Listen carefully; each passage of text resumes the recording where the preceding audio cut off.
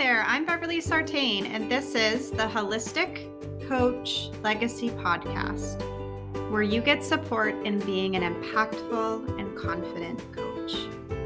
In today's episode, we are going to be talking with my husband, Richard Sartain, about how to do an effective discovery call. So we get lots of questions about discovery calls and how to be most effective, and we wanted to take you through that today, giving you some of our best tips and thoughts about this. So grab a pen and paper, sit back, enjoy, and always remember that if you like what you're hearing, please give us a positive rate and review. This is how more people get to connect with our podcast, and that's truly what we want. We want more and more people to be in tune and in touch with coaching and what coaching can do for them and those that they serve. Hope you enjoy. Thanks for being here.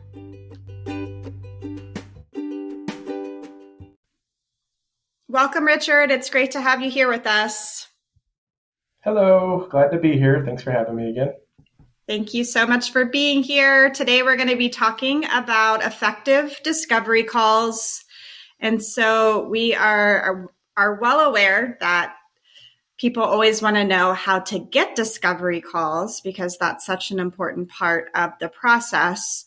And we intend to address that as well at a later time and date. But for the sake of our time together today, we wanted to talk about how to be effective when you are on a discovery call. So where would you like to start? I think, starting off with the topic of discovery calls, the first thing that comes to mind is that there's no just one right way to do a discovery call. I think that there's a lot of different methods and a lot of steps and a lot of techniques that you can, find online or through other resources. But I really think, that at the end of the day, everybody's discovery call can be a little bit different, and different services, different niches, different personalities all allow for a lot of room for flexibility when it comes to the approach of a discovery call and some of the nuances and details. So I think it's just important not to overpressure ourselves with thinking about how do we do it the right way, and just, more think about how do we do something that is effective, that gets results for us, and a way that we feel connected to and comfortable with, and it's something that feels like a positive experience versus something that's stressful. Wonderful. I appreciate you saying that, and well said. And that's why I always enjoy teaching the discovery call and the holistic coach certification program, just so people start to receive a structure around it. And I always encourage people to make it their own. I always say that because it's not about taking something that somebody else has given you and doing it that way specifically. It's about taking a framework and making it your own, using your own verbiage, using your own energy of how you would deliver the discovery call. So I appreciate that feedback. And I'm eager to hear what else you have to share about being effective. Thank you for that. And I think, it's funny because I think, when you think about the topic of a discovery call, you want to hear some of the fine details of how to execute it, right? It's like going back to this idea of doing it the right way. I think it's more important we spend some more time on just the mindset and the approach, because I really feel like that's where the most impact can be had on improving your discovery calls versus trying to be overly technical with them. I think that's the more technical we try to make it sometimes, actually, the less effective it can be. So I think that's one of the first mindset pieces there is just to, approach this with an open mind and an open heart, and not to shift from the heart into the head in a reversal and get too technical or analytical when we're approaching discovery calls. But definitely, I think, following up, the next thing would be it's kind of counterintuitive, right? Because what we think of with the discovery call is we want to end that call with with a yes or an enrollment or a sign up, whatever phrase we use, making a sale. But I think that, one of the most important things is to really honor the fact that it is a discovery call, meaning that it's a discovery. We're going to explore. So bringing the energy of curiosity and openness into the approach versus going into this discovery call with pressure that there needs to be an enrollment or a sale made. There needs to be an outcome that favors, the client enrolling in the program. I think when we approach the discovery call with the pressure on ourselves or on our clients that we want to convince them to enroll or in any way pressure them to enroll or pressure ourselves to perform and get the enrollment from the client, that really takes us out of the energy that we want to be in, that will end up actually being the most effective way to get more enrollment and to get more positive results through genuine connection and genuine sharing of the program and the benefits of the program. So it's really the principle that, I remember listening years and years ago when I first got exposed to Deepak Chopra. He talked a lot about intention, but when he was talking about manifesting, just as important of having that strong intention and desire to, if in this case, to enroll a lot of people in our programs, it's also equally important to not be attached or to kind of release that energy and to be open to let things be, create and unfold on their own instead of just trying to, limit ourselves by what we think it should look like or using too many tools and techniques to try to get a client to enroll. So it's kind of just trusting that everything is going to work out the way it's meant to. If we put our best foot forward, then the clients that are meant to work with us and that we're meant to work with will ultimately be the ones that do sign up and enroll. Mm-hmm. Yeah. It's a lot of what we talk about in preparing for a coaching conversation. I'm hearing a lot of similarity of preparing for your discovery call and what energy do you want to be in, in service to honoring the fact that somebody's reached out for support, that you're getting to have a call with somebody and connect on a deeper level. There's just some great intentions that we can set and get ourselves in the right headspace and heart space to connect with somebody on a soul level and see if what we have to offer is in alignment with what they need. And so I really appreciate you mentioning, the attachment thing, because when I go into a call, I always let go of any attachment of the outcome or what needs to happen, what needs to be. And I really allow myself to just connect on a very deep level, because the truth is, that's what it is. I mean, we're having a conversation at this moment in time. This person is looking for support in some sort of way. And now we get to talk and discover together if there's a mutual partnership that can be formed. And so I think when you energetically approach it from a place that feels good, then you set yourself up to have the most effective or best results. Absolutely. I think that that's like one of the major keys is that it should feel good, right? Trust your gut. If it feels too tense or too stressful or like there's a lot of resistance, then maybe the approach isn't right for you. It might be right for somebody else. I think that's the beauty of it is we can all have different approaches and all get good results with those different approaches. But the most important thing is that connection with the client. Mm-hmm. So we have to really, be grounded and have that open heart and be willing to be vulnerable and share. And we really get taken out of that if we feel like our approach isn't in alignment or we're trying to pressure ourselves or the client into enrolling versus just being open to the possibilities of what may come of the call. Yeah, I often hear people say, I don't want to be salesy. Yes. And so here we are already in the energy of what I don't want to be doing. right? Yeah. Yeah. Versus the energy of this is how I do want to show up. This is the energy I do want to be in. This is how I would like to connect with this person. And so I find that really interesting is that we can approach the call sometimes from what we don't want to be doing and, unbeknownst to us now driving energy towards this thing that we don't really want to be experiencing. And so I find that creates resistance. I know it does for me when I focus on what I don't want to be doing or experiencing.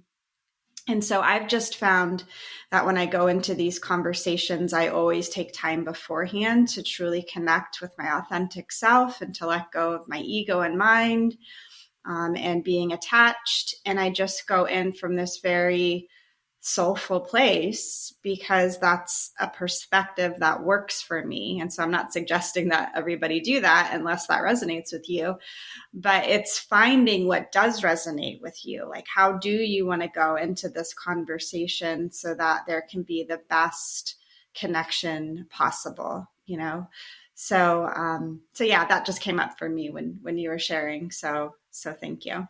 Yeah, I love that. It's really like you shared, it's focusing on, what you do want to create versus what you don't want to experience. So I think that's key. If we just have that creates resistance in ourselves on those calls. If we say we don't want to be this way or we don't want to be that way, and that's our key focus, then that's what's consuming our mind and directing the energy versus really focusing on what we do want to create. So I love that you brought that forward as well. Great. So what's next?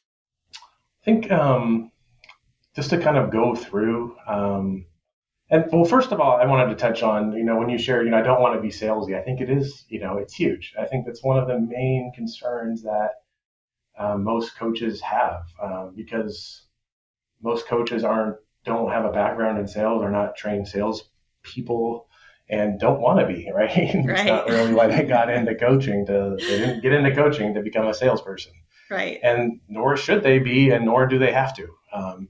I think it's just a little bit of personal sharing is that I think it's kind of funny because the last thing I ever thought I was going to get involved with was anything to do with sales growing up. I'm not a natural salesperson in that regard. But somehow or another, it worked out that way, and I did have a career in sales. So I think one of the things that, for me personally, not being somebody who was naturally inclined to use a lot of these techniques and methods that are traditional is, so I learned those things. But more importantly, I think what made me successful was not getting too caught up in all of that and just really being authentic, making sure that I was offering products that I believed in, that would support people, and just really always having the client's best interest at heart. And I think that's what takes us into our next step, which is just for kind of remembering that the discovery call it's more about the client and not about our program per se. It's more about connecting with, discovering and getting to understand what their needs are and if this is going to be a good fit. And I think that's what really carried me forward in my sales career is just, if it's not meant to be, it's not meant to be. But if it is, then let's find that out. And every decision we make along the way is going to be a win-win. I'm not going to try to offer something or upsell something or push somebody into something beyond what's best for them. Let's allow that to be a natural process and trust that it's all going to work out. So I think that's just an important thing to remember. I think sometimes on the discovery calls, we're thinking, the client wants to hear all about us and the programs and all that, and they do at a certain point, but to also remember that a key part of this call, maybe 50-50 at least, should be on the client and getting to know them better and getting to know what it is exactly that they're searching for and how your program is going to help them address those needs or not. Mm-hmm. To kind of walk through a little high level of, some of the steps, would that be helpful? To kind of let me jump in real quick about one thing that I'm hearing before we do that is I'm almost hearing these paradigm shifts that then support us in having an energetic shift so that we can really be with people in a powerful way, So some of the things that we're bringing forward, I'm recognizing are in support to creating a perspective shift for somebody so that they can be more grounded, more centered, more heart-centered when they actually go into a discovery call. And by doing that, by getting your mind right, by getting your heart right, you actually are setting yourself up for success with discovery calls. And so I just wanted to throw that out there because as I was listening to us banter back and forth, I was noticing that for myself, I was having some mental shifts with what we're saying. And then that helps me have an energetic shift. And then that helps me be available for the discovery call and whatever is going to transpire within that call. What do you think about that idea?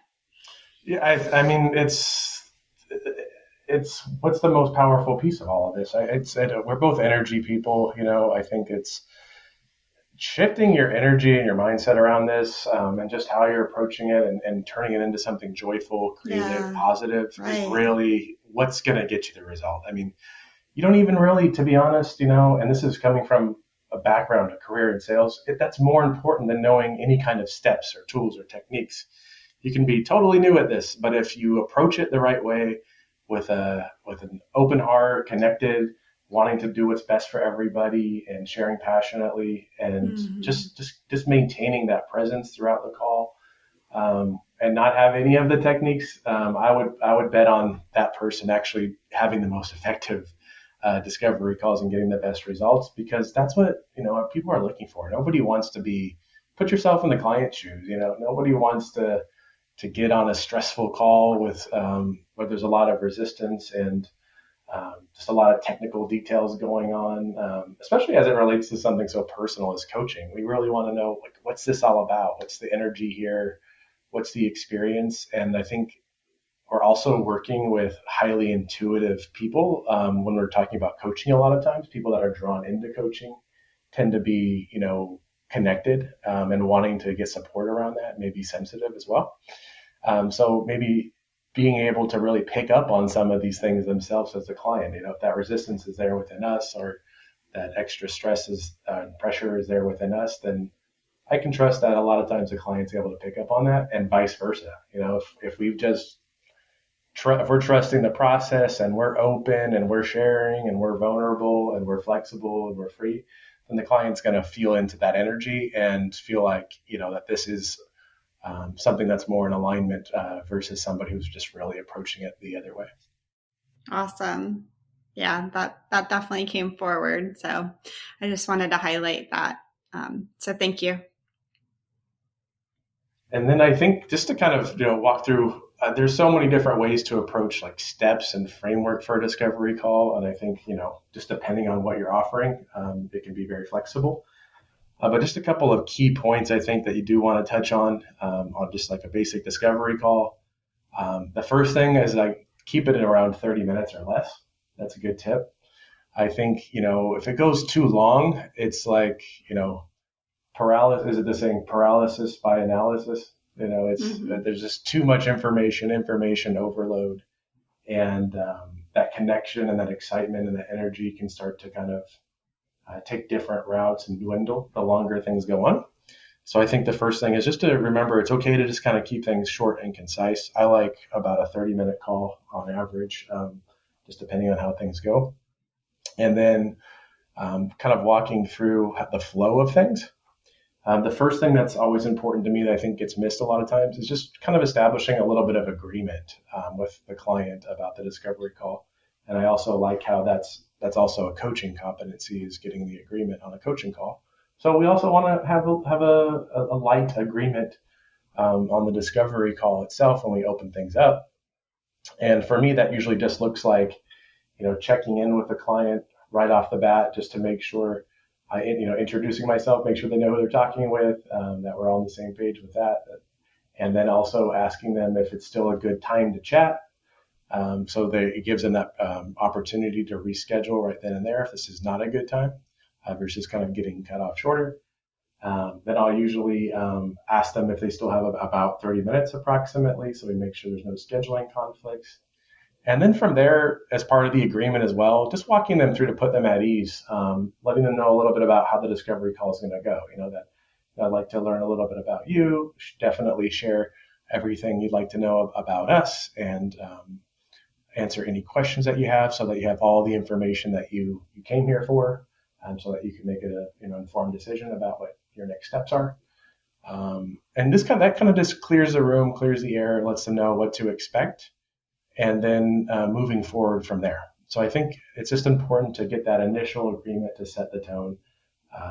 Otherwise, I think sometimes what can happen is people do have a scheduling conflict and they just try to squeeze it in, or because you didn't share with them what to expect, then they can get a little bit nervous and try to get back some sort of, I don't know if control is the right word, but just to get back some safety and to try to control the process a little bit more if they feel uncertain about how this is going to go, because they don't want to be coerced or pressured into something. So they'll try to make sure they are able to defend themselves in a way or guard themselves. So just giving that clear expectation of the time frame, kind of some of the things you're going to cover, clears all that energy out of the way so that we can then go into that more openness for the client as well. Nice. Yeah, the framework's always good to ease the mind. It's interesting what you say about the length, because I really feel like it depends on the person delivering the discovery call. I think as far as, what we do for our holistic coach certification program, we've got that down packed now to a 30-minute call. I know when I do a discovery call for individual coaching, I tend to go longer. I actually tend to do, 45 to 60 minute discovery call conversation. So I think that it's, as we talk through this is what you mentioned at the beginning, that it's about you finding your own rhythm with this. It's not, taking information and saying so-and-so said to do 30 minutes and so-and-so said to do 60 minutes. It's, it depends on you. It depends on what you're offering. It depends on, like I just said, service type. And it just depends on the flow that you find within it. If you feel like 30 minutes is a good chunk of time to be able to really connect with somebody and do the discovery call, fantastic. If you feel like with what you're offering, you need more time to be able to talk with the person and connect and to really make sure that it's the right fit, do that. I mean, I've heard of people doing, several hours with someone. And then I just had a student that we had a conversation. She was used to doing 15-minute intakes. And so when she started to learn the discovery call process, that's essentially where her discovery call landed. And she was sharing that was just how she was trained to do these 15-minute intakes. And she was, pleasantly surprised that she could determine how long these calls were for the discovery call, and that she could actually have more spaciousness with the call and do it longer so that there could be more connection, more curiosity, more evoking awareness, and these things that we do. So I think it's really personal of how long we do the discovery call for. So what comes up for you after I say all that? Yeah, I think it's what we said at the beginning. Like you said, there's no cookie cutter, one size fits all. I think you can definitely just always trust yourself, feel into it. If it felt like it was too short, maybe it was too short, If it felt like it went too, I think what I look for and it is true, different offerings may require some more information or just a longer process. So it's going to change. I think some of the main thing I look for, I think the main concern is really, I think it's interesting, first of all, that you had somebody who was going too short. I think that's more rare, right? More rare. Yeah. We tend to be too long, if anything. Yeah. So I think that's a little bit of a paradigm shift there, just a different perspective as somebody who's being too short. So yeah, I think you definitely want to cover all the bases, and that gets you to at least usually 20 minutes to 30 minutes at least usually. Yeah, absolutely. But it's like if the energy just starts to dissipate, and there's I always you don't have to just cover it all in the discovery call. It's just the discovery call. It's kind of like, do I want to do this? Is this the right fit? Do I like this person? Is this person providing a solution that's going to work for me? Do I feel like this program is going to work for me? And that's where we're really trying to get to. We're not trying to solve all the problems on the call. So I think that's the main thing, is just kind of just trust that, you're going to leave, there's some things left on the table. The point of the discovery call is just to really get a vibe and an understanding as to whether or not this is the right solution for me. And then you want to kind of leave it there. You don't want to spend too much time in trying to solve other problems or address other things, because then it just kind of gets more into the head at that point. So I think when you notice if the call is going on long enough to where it's becoming more in the head and less in the heart, then that's probably too long. But if you're able to really stay connected and in the heart and talking about discovering more about the client and discovering more about how this offer is going to help support them through that, and we're just guiding them through that process, and it still feels good and connected, then I don't think there's any limit that anybody has to put on themselves. Yeah, I think that the part of the discovery call that is most challenging for coaches is when we get to the part of the call where we have to either share what our offers are and then ask somebody how they want to proceed. So I find that coaches, oftentimes are really great at connecting and really great at, obviously, what has you curious about coaching and kind of going into that whole bit. But I think, from what the feedback I have received from people is that oftentimes the greatest challenge comes when we have to talk about the offers and the money and then next steps. So what might be some tips that you have around that area of the call? Yeah, I think you're right. That's the area that people sometimes can get stressed out about and to kind of shrink away from. So I think, the first thing that just really comes to mind is just to keep in mind that you don't want there to be an energetic shift there. Mm-hmm. I mean, I think where it goes wrong is it's like, okay, we're connected and, we're together on this. And then now I'm shrinking back and I'm talking about, the details and the money and having to ask. And so if there's an energy change that happens in that moment, I think that really throws up warning signals in the client's nervous system or intuition. It's like, what's wrong? Why is it different now? So I think it's just really us, as it's much less about the client, right? And much more about how our relationship to our offers and the price point and being, comfortable and confident with what we're offering. And really just getting that in place ahead of time. If we are feeling not so confident or unclear about our offer, or not feeling comfortable with the price that we're asking, then it's going to show up on the discovery call. So I think getting that cleared and out of the way to start with is very important.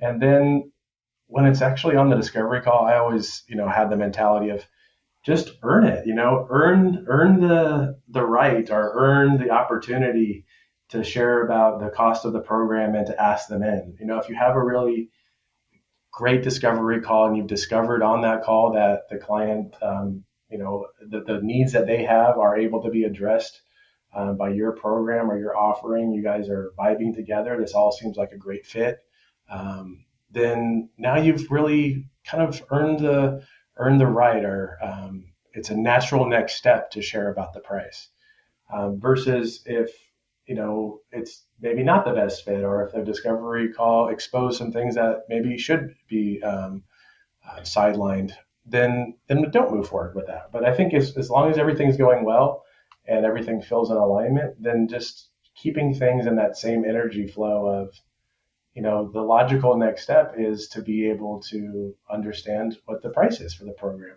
So it's okay to, ask for money. It's okay to share the cost of the program. And I think it's these underlying sort of subconscious things about asking for money or owning our value that really get in the way, versus technically how we're sharing the price. What do you think about that?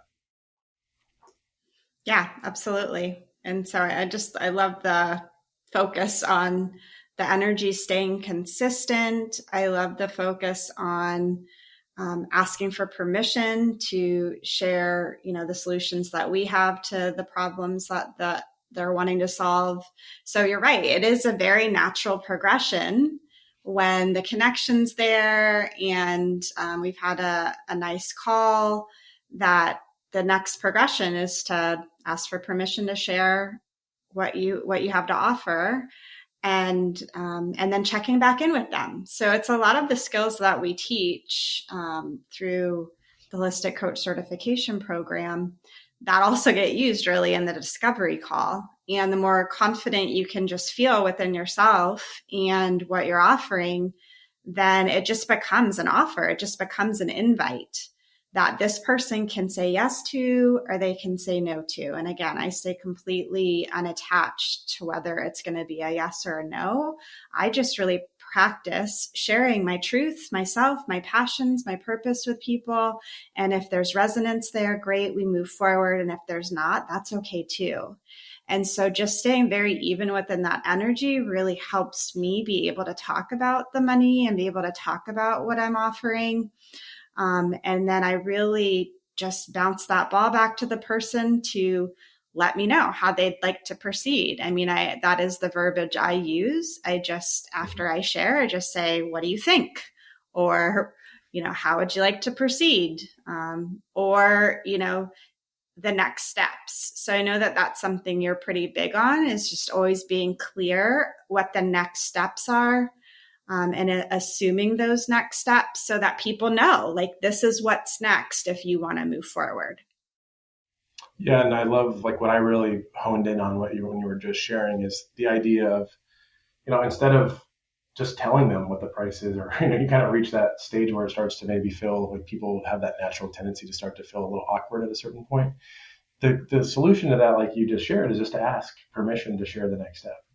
You could literally just ask, would you like me to share the packages and pricing with you? So it's just asking that permission to give them the next step. Would it be okay to share next steps with you now? Would you like for me to share next steps with you? Most of the time, if things are going well, they're going to say yes, and then you've got the permission to go ahead and move forward and share the next material. But I think the second piece of that definitely is,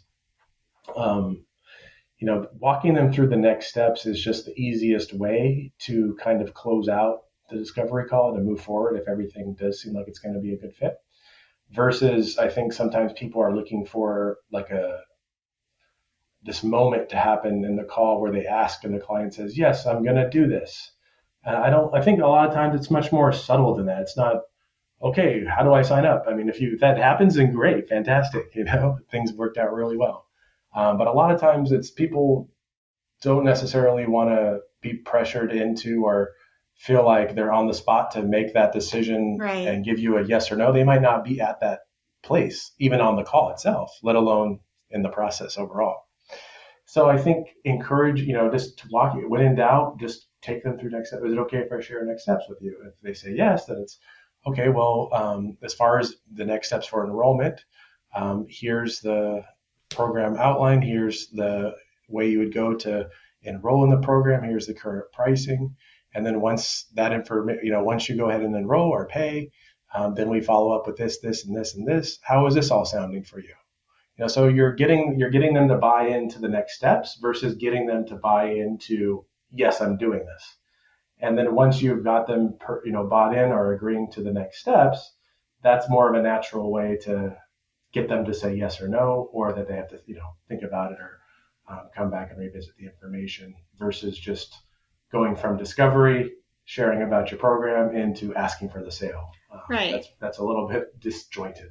And we're not getting them to say yes or no. We're asking them if it's a yes or a no. You know what I mean? Exactly. Right? So we're not making anybody do anything. We're just telling them who we are, what we have to offer, what it is, how much it is, and then seeing if they want to do it or not. And I just find that it can be a very effortless process, and the more you can be in that energy of just this feeling of effortlessness, then it can be really enjoyable. I love doing discovery calls. I love connecting with people on these calls and getting to know them and hear what they want to work on and what they want to create for themselves, and then sharing about, what we have to offer. And seeing if it's an alignment. Like, it's actually a really cool thing, So I always approach it that way. And that way you don't have to feel like you're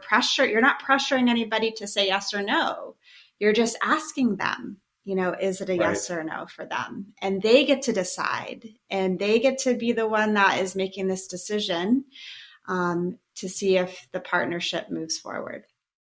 Yeah, I love it. It's going back to the idea of, I don't want to be a salesperson. I don't want to sell. It's like, you don't have to, you shouldn't. Totally. If it feels like you're pressuring, if it feels awkward, if it feels like you're pushing somebody or manipulating or any of those words, selling, then, you don't have to do it that way. I think that's really one of the key takeaways is that's not the energy of a discovery call for coaching. It's not the right fit, This is all about just, I love what you said too, you get excited about it. And it's the same for me. It's like, I wonder who I'm going to meet today. Right. Who is this person that I get to talk to and share a little bit with and connect with? And I wonder what's going on in their life and what do they want to create? What has them interested? I wonder how I can help them. So staying in that energy is what's key. And again, it goes back to, not only do you not have to do those salesy things, but also this is going to be a more effective way in the long run anyway. You're actually going to get the better results if you're not feeling like you're having to pressure yourself or pressure the client into something. Yeah, I love that takeaway, that it's really our pressure on ourselves that can get in the way of the connection on the discovery call. And so, I know we have so much to say about this. We want to talk about how to get the discovery calls. We want to talk about objections. We want to talk about all these things. And I know that we will.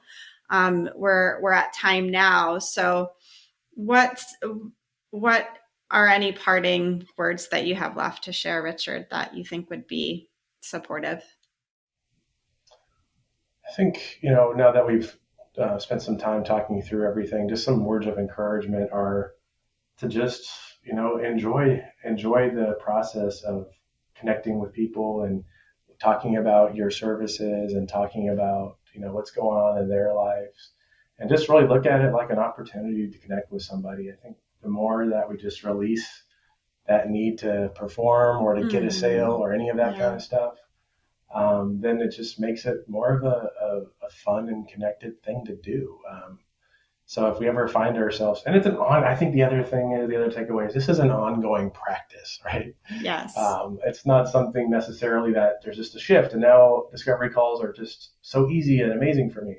It's like, just notice and be present. And every time, whenever it comes up that something's not feeling right or you are feeling that pressure, it's just being able to connect with yourself and check in with yourself and just release that, So I always intend to do that before every discovery call that I get on. Is I like to, at least at minimum, look outside the window and connect a little bit with nature, just ground myself, get into a nice energy, and then just, think about connecting with a positive experience with the other person that I'm going to be on the phone with. That's great.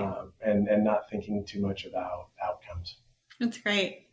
Yeah, for me, what's coming up as parting words here is, what is the discovery call teaching me about myself? You know how I love to use everything to look for the learning and look for ways to just continue to spiritually grow within myself. And when you were just sharing this whole time, I was thinking, the discovery call has something to teach all of us.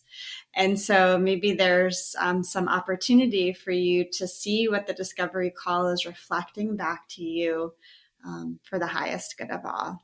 So I'll leave it at that and let everybody ponder on that.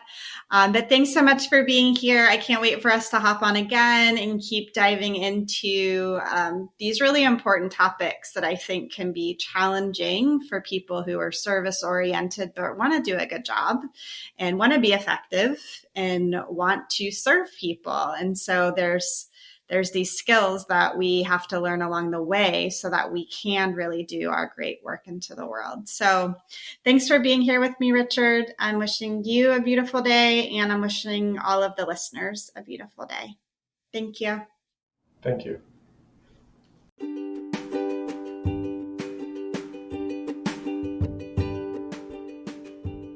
there's only one thing that you take away from today's episode, it is my hope that it's about your energy. It's less about technique and it's much more about the energy that you are bringing to the call. And that energy needs to be authentic and real and genuine. And when it is, you can have effortless, easy, really good feeling discovery calls that result in people saying yes to your work. Thanks so much for being here. If you're looking for next steps and you're curious about discovery calls, we do talk about discovery calls in our Holistic Coach Certification Program, so you would get to have that experience there. Or we also teach discovery calls in our Holistic Coach Business Startup course. So you can go to our programs page. I'll throw it in the show notes, and you can check out our discovery calls in both of those areas. Thanks for being here. Always remembering that the Holistic Coach Legacy is truly a path, not a destination. Much love to you.